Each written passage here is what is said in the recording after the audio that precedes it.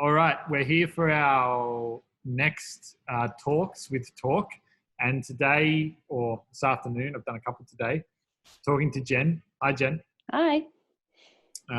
Jen is coming to us from Newcastle. She's just moved up there. And we are talking about operations. Jen's our operations ninja, or also referred to as the firefighter. She gets deployed into any area that has a major internal fire in the business. I think that's what a lot of operations sort of roles tend to do. But before we get into it, Jen, could you just give for anyone watching? So generally, we're sort of talking to like business owners and marketers and things like that. Can you just give a quick rundown on like a 1 or a 2 minute summary of sort of what you've done in your career to date, how you've got to sort of the point that you're at the moment?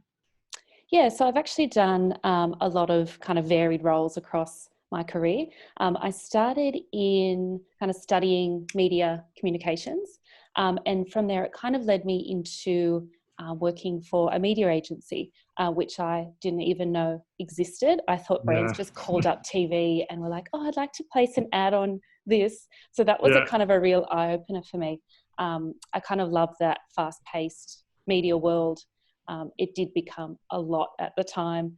So it kind of moved me into more of a strategy type role that I worked in there. And then I kind of moved on to doing a little bit more kind of strategy in product placement for TV, which was actually really interesting.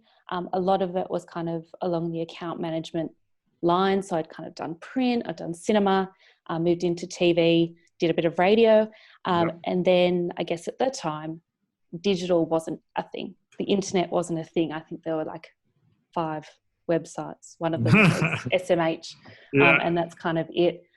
So I guess when the opportunity came up with Talk to do something in digital marketing and digital media, I kind of jumped at the chance to kind of broaden my skills. And I guess it hasn't been the same from there. I've just loved kind of every minute of it. And from that kind of digital marketing, I've kind of grown into project management, which has kind of led me to the role that I do now in ops. So it's kind of in that digital space that, I love. It's dynamic, it's interesting. And I guess operationally, just finding, solutions to the problems is something that I've always done kind of throughout my career as well. Yeah. Okay. And it's interesting that you were in like client service type roles and account management or client facing roles. And then you've really found something that you enjoy in operational roles. Why do you think that you have, what is it that sort of got you to make that switch, or what transferable skills have you sort of taken over? Do you feel like your client facing work in a past life has set you up pretty well for ops stuff? Yeah, definitely. I think it's about the kind of problem solving of things. I think there's a lot of that in account management. It is a different kind of problem solving, but having that kind of put in operations, I just enjoy it so much more because it's about processes, it's about people, more than kind of your traditional brand problem or kind of client facing problem that you might have. Yeah, right. And cool. So just on the back of that then, I think one of the things that Talk being a digital, so we're an agency, so fairly nimble, and then digital as well, so more nimble again. One of the challenges we have is quite different to the operational challenges a lot of our clients or a lot of businesses out there face. So we seem to just get bombarded with a plethora of tools that make your life easier, and there must be 10 million different tools out there, and they all want to give you a free trial, and then it ends up costing you another $300 a month. All of a sudden you're burning all your money on all these software programs, versus I would dare say in the small to medium business world, not most, but a lot of businesses are still reliant almost exclusively on calls and emails, meetings, which is, don't get me wrong, we do a lot of that at Talk as well, and it's really important, but they haven't seen they haven't fully utilized the opportunities of project management systems, CRMs, things like that to really smooth out their workflow and increase efficiency in their workflow. And we've obviously done some projects internally in Talk, particularly in the last 6 to 12 months, that we've used to try to improve what we do from an efficiency point of view. What is your opinion on like businesses that are not as exposed to that sort of digital software, digital tools world? What is your opinion on that? Or how would you recommend a business even start to dive into that world, knowing that it can be so confusing? I think it is definitely something that everyone should have. I just think especially with projects, or if you're doing kind of customer service or even client facing, just that email chain or the phone tag, it just gets too much. There's nothing there that's kind of tangible. You lose so much information. And I think with digital platforms and software, it might seem scary, it might seem like it's an impossible task, but there's so many things out there for exactly what you said before, to kind of trial for 30 days. There's so much like paperwork out there that you can read. There's videos that you can watch. I think that it's kind of lent itself to now become almost like integral. It's something that needs to happen for businesses, and just that like software companies have made it so easy to actually get in there and kind of start, your journey. I think it's kind of about defining your business goal. What kind of do you want to achieve? Kind of get feedback and advice from your employees, from the company, kind of what are your current pain points and what do you really want to see improve? Yeah. Okay. And just on that, I think, I'm just thinking through some of the stuff we've been through with some systems we use. A lot of the tools, they are designed, their user experience is designed in a way that you're supposed to be able to sort of plug your email in and then start using it straight away. It's supposed to be, instantaneous. We haven't experienced it to that level. It tends to need like a project owner, at least from what I've seen. Do you agree with that, or do you feel like it's something where the business owner or a busy marketer or whatever could sort of take on the digital ops piece as a side gig almost? Yeah, I think it really depends on the business and how large it is and what they want to achieve, because everyone, marketers wear a different hat to someone who is biz ops. And I think that having that dedicated person is really crucial, because they can kind of set up the processes. They can kind of be willing to adapt, and they can learn, what the business needs, and they can change it. They can look at kind of new software.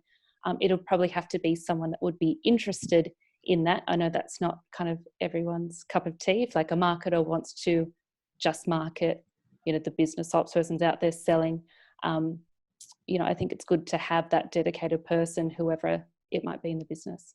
Yeah. Okay. And you were saying that understanding like company needs is really important. So you see that as the workflow of the company. So I talk with clients a lot about, if you've got a paper process and it's costing you $200K a year to run, well, you might spend 20 or 30K worth of money or time with your team. Time is money, same thing. You might invest X to get an efficiency play of 80% or 70% or 60% reduction on that 200K of admin costs. And then you can move that labor bucket into higher value tasks like marketing, customer service, lead generation, what have you. And I sort of feel like that paper process to digital process, it's really key to understand first the workflow that the business is currently doing, and before you try and build something using software, and really try to match some of what the company's doing, so it's not too far removed from their norm, but not like inherit old bad habits, if that makes sense. Yeah, it is a process, and I think that's maybe why a lot of people kind of haven't taken it up they have their paper process, they might be stuck in their ways, and that's the way we do it and that's the way we've always done it. But I think that putting the research in to see what your company does, what it wants to achieve, and then kind of pulling out, okay, where doesn't this work, this does work here, and even just that trial and error of taking the time to put it into a system, get people's involvement, like heads of departments or heads of the business as well, to kind of get their take on it, get feedback from people in the business, and then it's kind of easier to be able to structure and build something that that's going to work, not just for you, but for everyone else as well, which can be hard, but rolling it out in a couple of stages might also be good, so then you can kind of adapt and learn from what you've done. And then once you do, so just carrying on from that, once you have rolled something out, do you see a pattern of, is there a time period where you can sort of leave it, or is it a case of it needs continuous improvement, or what's the ongoing piece then? Yeah, I would say continuous improvement, because something that's going to work for your business now, if you want to continue, if you want to grow, that's not going to work for your business in 5 years. So I think it's just having that constant finger on the pulse. Software changes. You might find that the software that you have gotten all of a sudden doesn't work for your team anymore because you've added 5 different departments, or you've changed the way you're working. And especially because businesses are changing so much now as well, it's just kind of good to have that check in every month, every 6 months. I think at the start it's important to do feedback probably every month for the first 6 months, and then kind of roll something out that can be kind of foolproof for the future, for the next 6 months to a year, and then kind of keep going from there. Reiterate. Never ending process. Continuous improvement, very important. And that's awesome. And just to sort of wrap it up then, do you have any tools, any software that stuff that we're using, or stuff that you've seen other companies use that would be a good general sort of all-round reference point or starting point for a business, whether they be digital or sales focused business or manufacturing or FMCG or whatever? Anything that you would suggest would be universal enough for them to sort of start looking at? Yeah, so we have actually just moved to Monday.com, which is one of the largest project management softwares out there. I think that that's a really good starting point because it's easy to use, it's simple, it has kind of your built-in templates for anything ranging from HR, ranging from sales. I think it's a really good platform to start on. They're actually really good at providing kind of relevant information, documents, videos, kind of anything to set you up on your journey. Their customer service is great. So I think that even starting out with a couple of free trials on a few kind of smaller platforms is kind of not scary. It's pretty. It has nice colours, and that always helps. Something easy on the eyes to start, not too confronting. Definitely. Cool. All right. Thank you, Jen. Thank you so much for your time. Really appreciate it. Cheers. Okay, Bye. Bye.